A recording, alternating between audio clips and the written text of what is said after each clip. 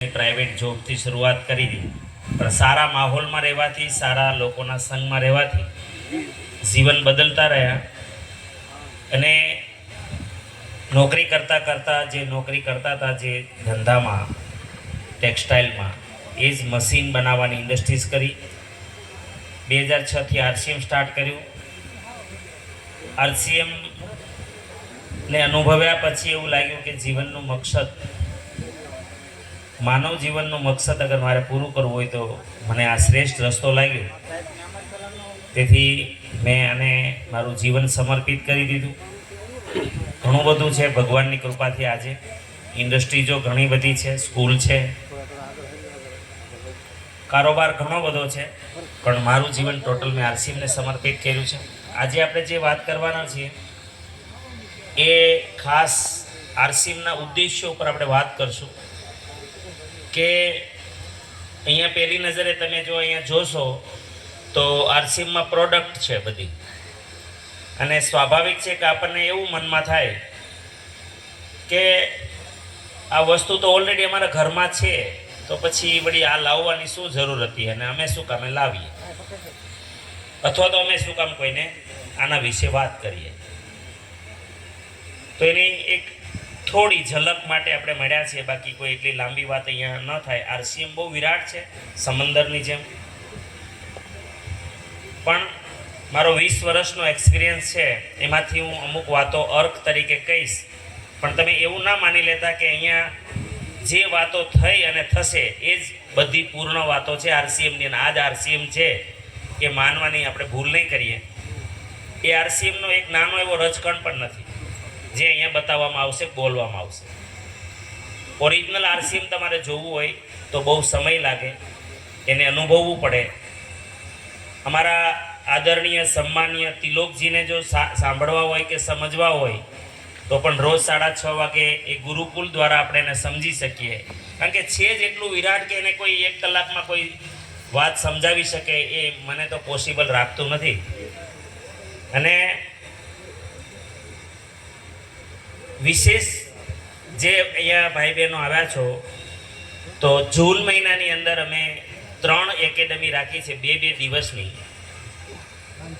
જે પણ ભાઈ બહેનો નથી આવ્યા ભીલવાડા કંપનીમાં, તો તમને એ ચાન્સ છે કે તમે અહીંયા જે વાતો થાય છે એ હકીકત છે કે એના કરતાં હજુ વિરાટ કંઈક છે, એમના માટે તમને આવવા માટે હું ખુલ્લું આમંત્રણ આપું છું કે તમે જૂન મહિનામાં પહેલો શનિ રવિ, બીજો શનિ રવિ અને ત્રીજો શનિ રવિ, આ 3 વારમાં અમે લગભગ 5000 લોકો ત્યાં અમે જવાના છીએ.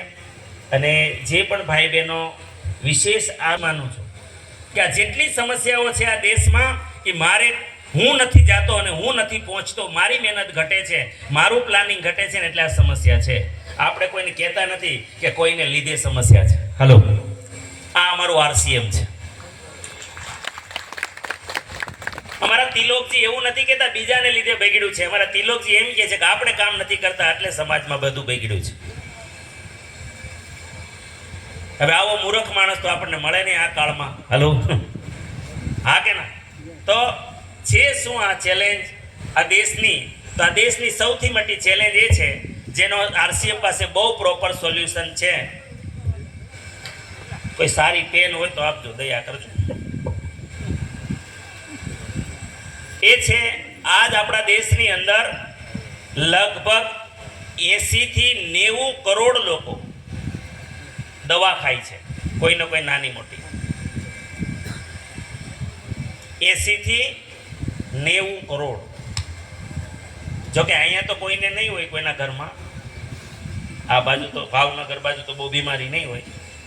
છે કોઈ આ બાજુ બીમારીઓ છે? હોસ્પિટલો છે? નથી ને? હા, હોસ્પિટલો નથી ને આ બાજુ? કે પાછળ ના પાડે છે કાંઈ નથી. હે,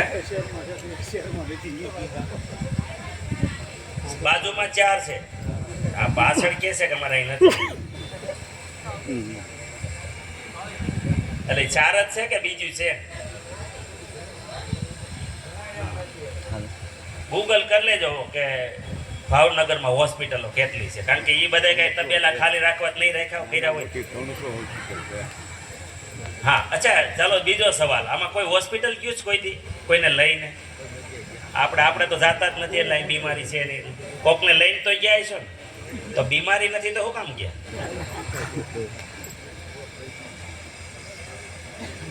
હેલો, બધાય જઈ આવ્યા છે. અચ્છા, સીધો વારો આવી ગયો તો ડોક્ટર ખાલી એમને એસીમાં બેઠા હતા, તમે નવરા, હાવ નવરા ડોક્ટર હતા, તમારો સીધો વારો આવી ગયો તો કેટલા કલાક વારો આવે? કલાક, 1.5 કલાક, 2 કલાક, 3 કલાક. હા યા ના? એટલે બીમારી કેટલી છે એ આપણને બધાને ખબર છે. યસ? હા, ભ્રમમાં રહેવું હોય તો આપણને કોઈ ભગવાન બચાવી દે, બચાવવા હોય તો, પણ એ સત્ય નથી. ભગવાન પાસે MSG, એની અંદર પ્રિઝર્વેટિવ છે. Preservative is a slow poison.